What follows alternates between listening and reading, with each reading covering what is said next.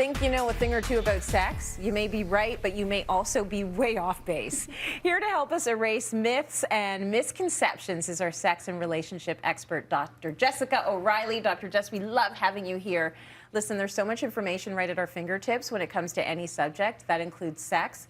But we all know we can't believe everything we hear or read because there's a lot out there. So let's start with the myths around the clitoris. First segment on this show I've ever started with that line. This is my favorite. Now you say clitoris, I say clitoris, potato. No, there's no right or wrong. Okay. Trust me, the Americans love to correct me, but most people have heard of the clitoris or the clitoris, and they think that it's a little pea-sized bump, like a little kind of nodule at the top of where the lips meet. So of course I have here my vulva puppet. Yes, I have my little stuffy here.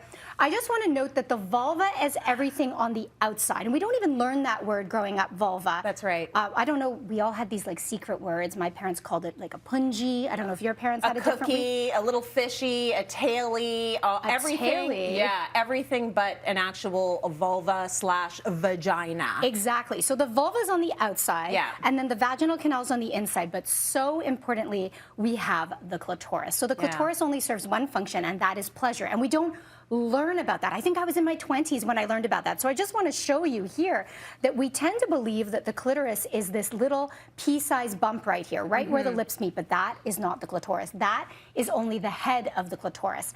Inside, it has a shaft. It has foreskin over the top, and it's not actually removable, but mine is removable. Damn. It has legs and bulbs comprised of erectile tissue. And this is why, you know, poking or just pressing on the head may not be the most pleasurable thing. It's that rubbing on the outside that's going to stimulate the erectile tissue of the clitoris on the inside. This is a lot, I know. And for people who are in their 20s, 30s, 40s, 50s, 60s, 70s, and beyond who are saying, I've never learned this, there's no shame in the fact that you've never learned it, because where were you supposed to learn it? No one's teaching it. Your parents aren't sitting down and talking to you about pure pleasure. Like we hear about sex and as it sort of pertains to the reproductive system.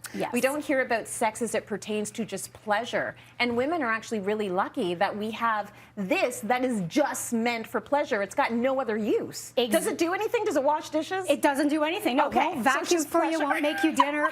But it might make you a sandwich after, just in feeling. Okay, next we're going to talk about the time the act of sex should actually take. And this is kind of an interesting conversation because there's no right answer to this. Absolutely. And this is the thing with anything to do with sexuality or relationships. We need to leave space for nuance. But because we're so hung up on this topic, because we're so tense, because there's so much shame, right? It's shrouded in this deep shame. We don't know, and then we feel badly. So there's this notion that sex ought to last 10, 20 minutes, 30 minutes, marathon sex. And I also want to say that sex means different things to different people. So when we talk about timing, so many people are talking about that P in the V sex, which is only one type of pleasure. And so the data shows that it is much shorter than what we see in films or what some people might see, you know, in erotic videos. It's in the range of 4 minutes, 5 minutes, maybe up to 7 minutes. And also, I wish we would get less hung up on the duration and more into the quality, right? The quality of the connection, the intimacy, the emotional side, the spiritual side, sure, the physical side, whatever sex means to you, and it doesn't matter what it means to anyone else. The only thing that matters is what it means to you. Absolutely. Thank you for taking that pressure off of people's back, because we only learn what we see. And if you were learning from adult films, you were thinking, okay, so that's a good 25 minutes. Like, no, there's laundry to do. Exactly. And that pizza is getting cold. Right? Pizza delivery guy just leaving the pizza to get cold. Seriously. Like, it's life. It's real life. So here's a fun stat that can be found floating around the World Wide Web, and it is that men think about sex every 7 seconds. I mean, is there any truth to that? Jeez, no, absolutely not. I mean, would they get any work done? Probably not. That would be 7,000, 8,000 times a day. So we do have some data on how often people think about sex, but I want to just say that so much of this data collected is from convenience samples, which usually means university students. So my life isn't much like a university student's. I probably have less time, even though it's my job, I still have less time to think about sex. Yeah. And so college-aged men think about sex an average of 19 times a day. College-aged women think about sex an average of 10 times a day. They're not even asking about the non-binary because this is the laziness and the inadequacy of our research. And so I just want to say to people, if you think about sex 19 times a day, good for you. If you think about it 2 times, awesome. If you don't think about it at all, that's also okay. Many of us are not spontaneously thinking about sex. We only think about it when something, there's some sort of a stimuli that reminds us, oh yeah, I remember that thing. I kind of like that thing. Yes. So it could be random, and it's not going to be the sort of thing that you can time a watch to. Yes, and you're not broken. Please just know, you're not broken. No matter where you are on that spectrum, you're perfectly fine. And don't blame your partner, right? We like to diagnose other people and say, oh, something's wrong with her. She's never in the mood, or something's wrong with him. He's in the mood too much. It might just be your own norm, your own default setting. I love it. Really good information. Okay, this leads us to your next myth, that men just want sex and don't need the affection part. I know this is untrue. Oh my goodness, if we could just eradicate gender roles, can you imagine what a better world this would be? The pressure that men face to always be in the mood.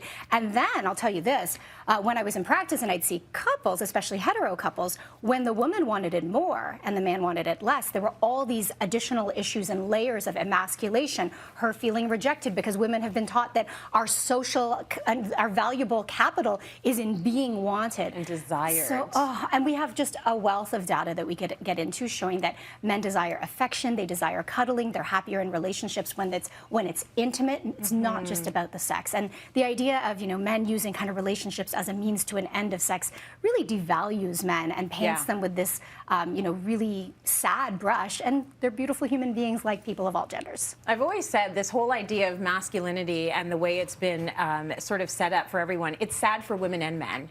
It's sad for everyone and everyone in between, non-binary. Like, it's just sad. We need to get rid of that. We are all emotional, and we need to stop stymieing the emotional expression of people of all genders. And we're seeing this. I actually think with the pandemic, there was more open expression of a broader range of emotions, right? Fear, hopelessness, vulnerability from people of all genders. And we need to make more space for this because, honestly, forget the sex. If we could just tune in to emotional literacy, that's the world I want to live in. Absolutely. I just want to live in your world, Dr. Jess. It's so good. Thank you for busting some of these sex myths with us today.